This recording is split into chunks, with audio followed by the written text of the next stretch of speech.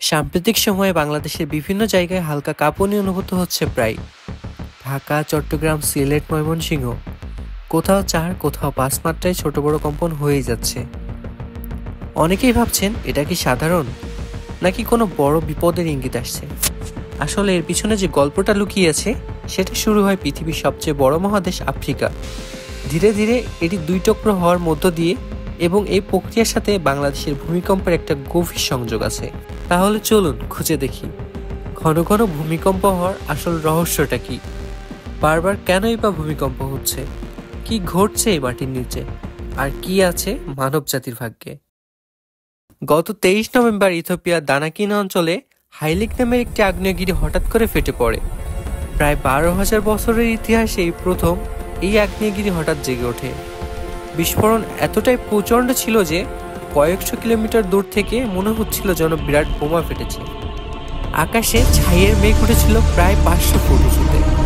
এই ছাই পরে পাকিস্তান, ভারত হয়ে বাংলাদেশের আকাশেও ছড়িয়ে পড়েছিল, এবং দিল্লি, মুম্বাইয়ের অনেক ফ্লাইটও বাতিল করতে হয়েছিল এটার কারণে। কিন্তু সবচেয়ে আশ্চর্যের বিষয় হলো এই আগ্নেয়গিরিটি ফেটেছে ঠিক সেই জায়গায় যেখানে আফ্রিকা মহাদেশে আস্তে আস্তে 2 ভাগে ভেঙে যাচ্ছে। পৃথিবীর ভূত্বক কখনো স্থির থাকে না। কয়েক কোটি বছর আগে সব মহাদেশ একসঙ্গে জুড়েছিল, নাম ছিল প্যানজিয়া। তারপর ধীরে ধীরে ভেঙে আজকের মহাদেশগুলো তৈরি হয়েছে। এখনো সেই ভাঙন চলেই যাচ্ছে। আফ্রিকার 3টি টেকটনিক প্লেট একসঙ্গে মিলিত হয়েছে, লুবিয়ান, সোমলি আর আরবীয় প্লেট। এরা প্রতি বছর 2 থেকে 5 সেন্টিমিটার করে দূরে সরছে।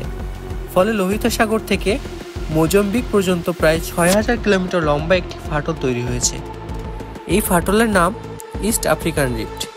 বিজ্ঞানীরা বলেছেন আর মাত্র 5 থেকে 10 মিলিয়ন বছর পরে আফ্রিকায় সত্যিই 2টো আলাদা মহাদেশ হয়ে যাবে, এবং মাঝখানে নতুন একটা মহাসাগর তৈরি হবে। এই ভাঙনের ফলে যা হচ্ছে, ভূমিকম্প, আগ্নেয়গিরির উৎপাত, মাটিতে বিশাল ফাটল, এগুলো সবই প্লেটের চাপ আর টানপোড়েনের ফল। এখন প্রশ্ন হলো, এর সঙ্গে বাংলাদেশের কি সম্পর্ক? আমরা যে ভারতীয় প্লেটের ওপর বাস করি সেটিও একই রকম চাপের মধ্যে আছে। উত্তর দিকে ইউরেশিয়ান প্লেটের সঙ্গে ধাক্কা খেয়ে হিমালয় তৈরি হচ্ছে, পূর্ব দিকে বার্মা প্লেটের সঙ্গে ঠোকাঠুকি তো চলছেই। এই 2 প্লেটের মধ্যবর্তী এলাকায় সিলেট, চট্টগ্রাম, মিয়ানমারের আরাকান অঞ্চল সবই অত্যন্ত সক্রিয় অবস্থাতে আছে। ফলে বাংলাদেশে ছোট বড় ভূমিকম্প এখন নিত্য নৈমিত্তিক ব্যাপার হয়ে দাঁড়িয়েছে। গত কয়েক বছরে যতগুলো কম্পন হয়েছে তার বেশিরভাগই এসেছে এই বার্মা প্লেট আর ভারতীয় প্লেটের ঠোকাঠুকির থেকে। আফ্রিকায় যেমন মহাদেশ ভেঙে নতুন সাগর তৈরি হচ্ছে, তেমনি আমাদের এখানে 2টো প্লেটের সংঘর্ষে হিমালয় আর চট্টগ্রামের পাহাড়ি এলাকা ক্রমশ উঁচু হচ্ছে, এবং তার পার্শ্ব প্রতিক্রিয়া হিসেবে ভূমিকম্প হয়ে যাচ্ছে।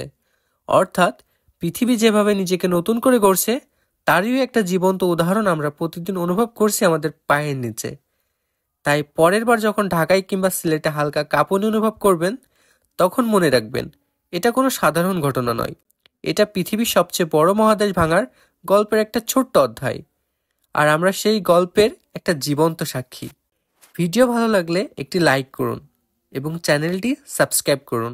ধন্যবাদ সবাইকে ভিডিওটি শেষ পর্যন্ত সাথে থাকার জন্য।